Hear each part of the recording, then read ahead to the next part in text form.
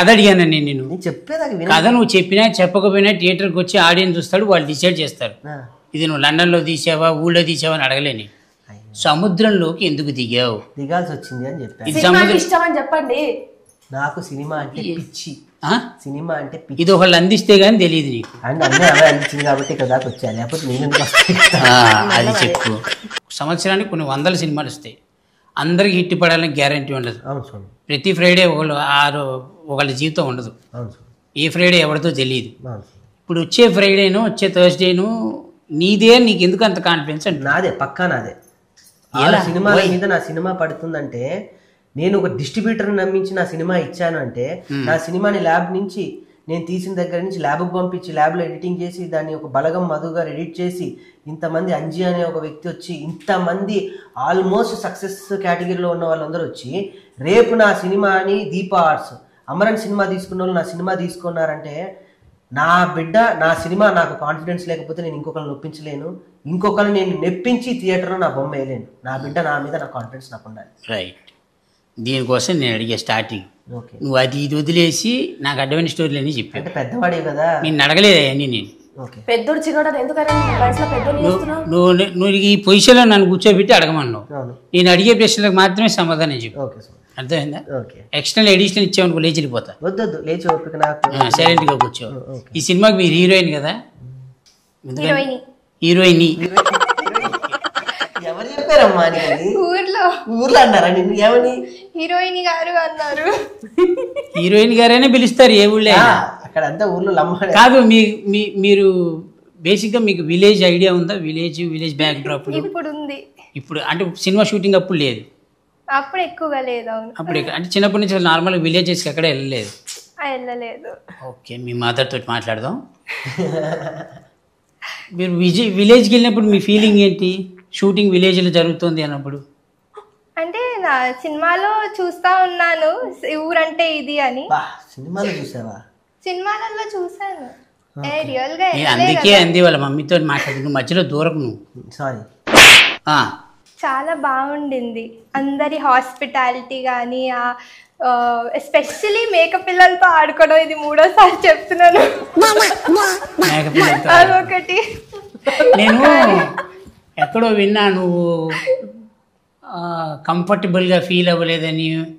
ఒక డస్ట్ ఉంది బాగా, పైన చూస్తే గబ్బిలాలు వెళ్ళాడుతున్నాయి, బయట అంతా ఆవులు ఇవన్నీ ఉన్నాయి. నిజమేనా అది? అంటే నిజమే, కానీ అంత నేనేం ప్రాబ్లమాటిక్గా ఫీల్ అవ్వలేదు. ఊళ్ళో వాళ్ళు నీకు ఒక రెస్పెక్ట్ అదంతా బాగానే ఇచ్చారు కదా? అవును, ఇస్తారు. ఊరు కదా, అలానే ఇస్తారు. ఇప్పుడు ఈ కేశవచంద్ర రమావత్ అనే సినిమాకి బ్యాక్గ్రౌండ్లో కేసీఆర్ అని ఉంది. ఈ స్టోరీ నీకు ముందే తెలుసా? చెప్పాడా మొత్తం? చెప్పారు. స్టోరీ సిట్టింగ్ అప్పుడు స్టోరీ చెప్పాడు. చెప్పి నువ్వు అడిగావా హీరో ఎవరు అని అడిగావా? మీకు గుర్తుందా? అడిగాను. నువ్వు ఇదేం క్వశ్చన్ అన్నా? తప్పే ఉంది. అడిగింది తను, హీరో ఎవరండి అంది. ఎవరు? నువ్వేం చెప్పావు? అప్పటిదాకా నాలో 2 ఆలోచనలు ఉండే. ఒకటి లేదు, ఇంటికి వెళ్ళే లోపల ఒక డిసైడ్ అవ్వాలని నేను సుజాత బయలుదేరాం. ఆల్రెడీ రోషన్ బాబుకి, శ్రీకాంత్ గారి అబ్బాయి రోషన్ బాబుకి ఒకటి అనుకున్నా, సుమక్కకి టచ్లో వెళ్ళి వీళ్ళిద్దరే పక్క లేదు అంటే కాదు కూడదంటే వాళ్ళు చేయకపోతే నా సినిమా నేనే చేసుకున్నాను. ఒక 2-3 సలహాలు ఇచ్చారు. ఎవరో కాదు, ఫస్ట్ అంజన్ ఇచ్చాడు, తర్వాత ధనరాజన్న ఇచ్చాడు ఆ భరోసా. ఎవరో ఏంట్రా నీ కథ నువ్వు రాసుకున్నావు, నువ్వే ఎస్టాబ్లిష్ అవ్వాలి, నువ్వు వెళ్ళు, నువ్వే తిరుగు, నువ్వే అని అంజన్ నాకు బాగా హెల్ప్ చేశాడు. ఇండస్ట్రీ అందరూ అదే చెప్తారు. అదే నమ్మకంతో అదే ఆగమ్మా చెప్పని మీ ఇద్దరు ఏంటి? అదే నమ్మకంతో అదే నమ్మకంతో వెళ్ళి నేను చెప్పాను కదా, మీరెవరండి ఇందులో హీరో తను అడగలేదు. మేడంకి ముందే తెలుసు, వాళ్ళ అమ్మగారికి ముందే చెప్పాను. తను అడిగినప్పుడు నేనే హీరో అని చెప్పాను. చెప్పాడా? కాన్ఫిడెన్స్ లెవెల్ వచ్చింది నీకు? నేను ఒప్పుకున్నా, ఫస్ట్ కథ విన్నాకనే ఒప్పుకున్నా. నేను తర్వాత అడిగాను హీరో ఎవరు అని. అయితే కథ మీద ఫస్ట్ నీకు కథే హీరో అన్న ఒక నమ్మకం కుదిరింది. Very good. ఇప్పుడు నువ్వు ఈ కథ రాసుకోవడానికి అసలు కారణాలు ఏంటి? ఈ కథనే రాయాలి, అసలు ఎన్నో కథలు ఉన్నాయి, ఈ కథనే రాయడానికి గల కారణం ఏంటి? మంచి ఏదన్నా నేను ఈ కథకి నేను ఫస్ట్ మంచిదే అడిగేది, డిక్లరేషన్ మంచిదే. అయితే స్వామి నేను ఈ దీనికి ఫస్ట్ నేను పేరు పెట్టుకుని దావత్ అని పెట్టుకున్నా. దావత్ అని పెట్టుకుంటే 100 సినిమాలో నాదో సినిమా. ఏదో బజ్ అయితే క్రియేట్ చేయాలి, మొత్తం నాదే, కొడితే నాది ఒకటే ఉండాలి, నాకు ఇంకొక ఆప్షన్ లేదు, ఇంకా నాకు ఇదే టార్గెట్, ఇదే, నేను ఇంకొక ఆప్షన్కి వెళ్ళలే. దీని తర్వాత నేను ఉంటానా, పోతానా, చేస్తానా, ఇంకెక్కడికన్నా మణికొండ నుంచి కృష్ణనగర్కి మళ్ళీ వెళ్ళి లేదా మోతీనగర్లో ఉంటాను, ఇవన్నీ నాకు లేదు. నా సినిమాకి బజ్ ఉండాలి, మాట్లాడాలి అని నేను లంబాడి బ్యాక్డ్రాప్ నేను ఎంచుకున్నప్పుడు అక్కడ పేర్లు ఉంటాయి, రాథోడ్స్ అవి ఉంటాయి. సో నేను కథ అనుకున్నప్పుడు ఈ ఎవరో ఒకళ్ళు వీడిని ఉత్తేజపరచడానికి వీడు ఫ్యాన్ అయి ఉండాలి, ఎవరికొకరు ఫ్యాన్ అయ్యి, ప్రతి ఒక్కళ్ళ జీవితంలో ఎవరో ఒకరిని ప్రేరేపించే ఫ్యాన్ ఉంటాడు. వీడు చిన్నప్పుడే కేసీఆర్ ఫ్యాన్, తెలుసో తెలియకో వాడు మొత్తం కేసీఆర్ మళ్ళీ కాదు చెప్తున్నా. అదేనా వీడు అలా ప్రేరేపణతో చిన్నప్పటి నుంచి కేసీఆర్ కేసీఆర్ కేసీఆర్ కేసీఆర్ అనుకుని కేశవచంద్ర రామావత్ వాడే ఈ కేసీఆర్. ఇప్పుడు కేశవచంద్ర రామావతికి యాక్చువల్ కేసీఆర్కి సంబంధం లేదు. ఉంది మరి ఫ్యాన్ అన్నాక ఎందుకు సంబంధం ఉండదు? ఫ్యాన్ అన్నాక డెఫినెట్ గా సినిమాలో మాట్లాడతాడు కదా. సినిమాలో నువ్వు కేసీఆర్వి కాదు, కేసీఆర్ కాదు కాదు కాదు కాదు కేసీఆర్వి కాదు, బయోపిక్ కాదు, కేసీఆర్ గారి గజన ఉండదు, కేసీఆర్ గారిని పొగడతలు ఎత్తేది ఉండదు, only fan of KCR. KCR గారిని ఏమన్నా అంటే ఊరుకోడు. అది ఎందుకంటే బయట జనాలు ఈ టైటిల్, ఎందుకంటే కేసీఆర్ అనే ఆ 3 అక్షరాలకి ఓ బలం ఉంది, దానికి ఒక చరిత్ర ఉంది. కేసీఆర్ ఇప్పుడు ఆ చరిత్రకి నువ్వు అనేటప్పటికి కొంచెం వెరైటీగా చూస్తారు. డెఫినెట్లీ ఎందుకంటే నీకు రిసెంబ్లెన్స్ కాదు, ఆ కేటగిరీలో నువ్వు లేవు, మనకు సంబంధించిన విషయాలు కాదు. సో ఇప్పుడు ఆ కేశవచంద్ర రామావతి అని నువ్వు చెప్పేంత వరకు రేపొద్దున ఎవడు మాట్లాడినా కేశవచంద్ర రామావతి అనే సినిమాకి రాకేష్ హీరో అనరు, కేసీఆర్ అనే సినిమాకి రాకేష్ హీరో అంటారు. సో కేసీఆర్ అని పెట్టుకోవడానికి కారణం కథలో నువ్వు కేసీఆర్ ఫ్యాన్ అంతే అంతే కదా, క్లారిటీ అంతే స్వామి. రైట్. ఇప్పుడు ఈ సినిమాకి ఎంత ఖర్చు అయింది? బాగా ఖర్చు అయింది. బాగా అయింది ఖర్చు. ఇప్పుడు ఎప్పుడు రిలీజ్ ఇది? 22 అయిపోయింది ఆల్మోస్ట్. అన్ని డన్, అన్ని డన్, రెడీ ఫర్ రిలీజ్. దేవుడి దేవాలు అన్ని అంటే కాన్ఫిడెన్స్ లెవెల్ ఉంది, హిట్ ఉంది. హిట్ ఫట్ అనే సంబంధం లేదు స్వామి. నేను సినిమా చూసినోడైతే అయిపోయింది కదా. చూసిన వ్యక్తులు థియేటర్ వరకు వచ్చి రాకేష్ గుడ్ అటెంప్ట్ చేశాడు, అది హిట్ ఫట్ నా చేతిలో ఉండదు, ప్రేక్షకుడి చేతిలో ఉంటుంది. నా హిట్ ఏంటని నన్ను అడిగితే నేను ఒక డిస్ట్రిబ్యూటర్కి ఒప్పించి నా కథని స్క్రీనింగ్ చేసి డిస్ట్రిబ్యూటర్లు అందరినీ కూర్చోబెట్టి సినిమా వేస్తే ఒక డిస్ట్రిబ్యూటర్కి అబ్బా చలో నేను తీసుకుంటున్నా అని ఓన్లీ ట్రైలర్ అంటుంది. ఏంటంటే ఇప్పుడు నలుగురిలో ఒకటివి కాదు, నువ్వు కాదు, అస్సలు కాదు, అలా ఉండద్దని ఫిక్స్ అయ్యావా? పక్కా ఫిక్స్ అయ్యావు కదా పక్కా. Rocking Rakesh in Keshavachandra Ramavath, KCR, green tea productions. ఎవరిది ఈ స్టోరీలో? నీ క్యారెక్టర్ ఏంటిమా? ఒక లంబాడి తాండ్లో పుట్టిన అమ్మాయి, తనకి బలంగా నమ్మకం ఉంది తన బావ ఏదో ఒకటి సాధిస్తాడని.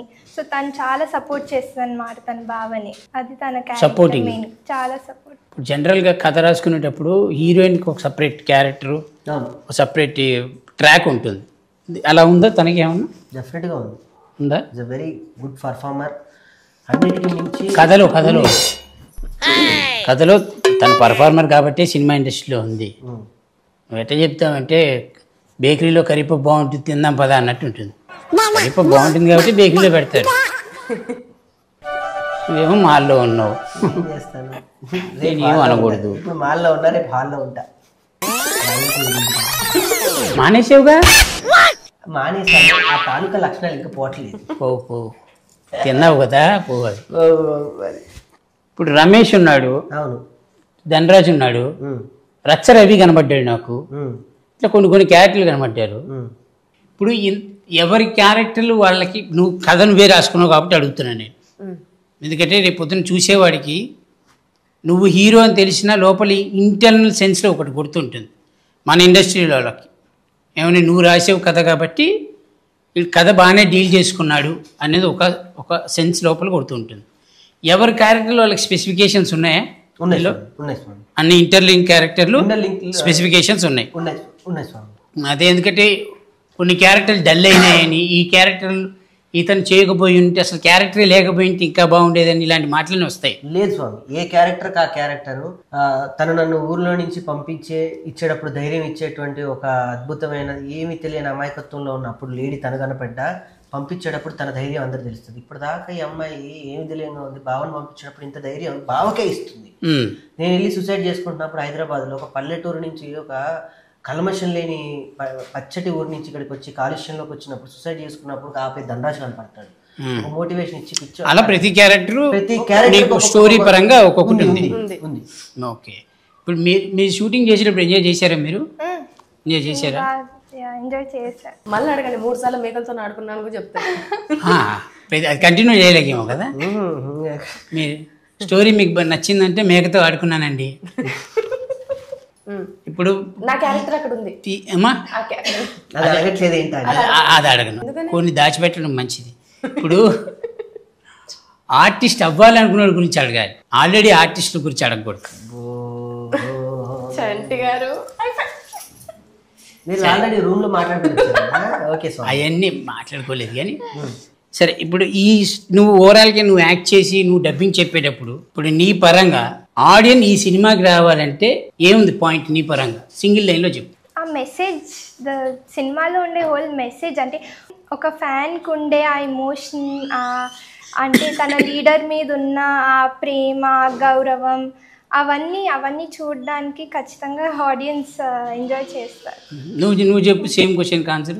ఇప్పుడు నేను ఒక సినిమాకి వెళ్తా, సినిమా మొత్తానికి నేను కనెక్ట్ అవ్వాల్సిన అవసరం ఉండదు. ఒక పాయింట్ కనెక్ట్ నేను ఏదో ఒక పాయింట్కి కనెక్ట్ అవుతా, ఆ పాయింట్ గురించే మాట్లాడతా. సో అట్లా ఒక ఆడియన్, ఒక ఏమీ తెలియని ఒక ఆడియన్ ఈ కేశవచంద్ర రామావత్ అనే సినిమాకి వచ్చి కూర్చొని చూసి ఇంకొకటికి చెప్పాలి కదా ఎల్లురా అని. ఆ పాయింట్ ఏంటి? నాకు బాగా నచ్చిన పాయింట్, ప్రతి సీన్ వెనక మ్యూజిక్ నరేషన్ చేస్తూ ఉంటుంది. ఇది కొత్త ప్రక్రియ. ఒక సీన్ వెళ్తుంటే ఇంతమంది బ్యాక్గ్రౌండ్ స్కోప్ అనేది సీన్కి వెల్వేట్ అవుతూ ఉంది, కానీ చరణార్జున అలా ఇవ్వలేదు. నాకు సీన్ ఉంటే ఆ సీన్ ని నరేట్ చేసి మ్యూజిక్ ఉంటుంది. సీన్ కి ఇంటర్లింక్ లో మ్యూజిక్ మనల్ని లోపలికి సీన్ లో, నేను ఇందాక కూడా చెప్పాను 3D లోగా ఒక సీన్ నడుస్తుంటే ఆ పాత్రలు మన పాత్ర లోపలికి వెళ్ళిపోయేటట్టు, బూస్ బాంబ్స్ వచ్చేటట్టు, లేదా ఎమోషన్ అయ్యేటట్టు, ఫన్ వచ్చినప్పుడు ఫన్ మనం అక్కడే ఉన్నట్టు క్రియేట్ చేశాడు. కొత్త ప్రక్రియ. చరణ్ అర్జున్ నాకు నిజంగా బ్రహ్మాండంగా ఇచ్చాడు. విమానంతో పెద్ద సక్సెస్ తాను పెద్ద సినిమాలు చేస్తున్నా నా సినిమాకి తమ్ముడు దీని మ్యూజిక్ నరేషన్తోనే నేను లేపాలి అని చెప్పి 4 పాటలు ఇచ్చాడు. ఆ 4 పాటలతో పాటు ప్రతి సీన్కి బ్యాక్గ్రౌండ్ మ్యూజిక్, సీన్ నడుస్తూ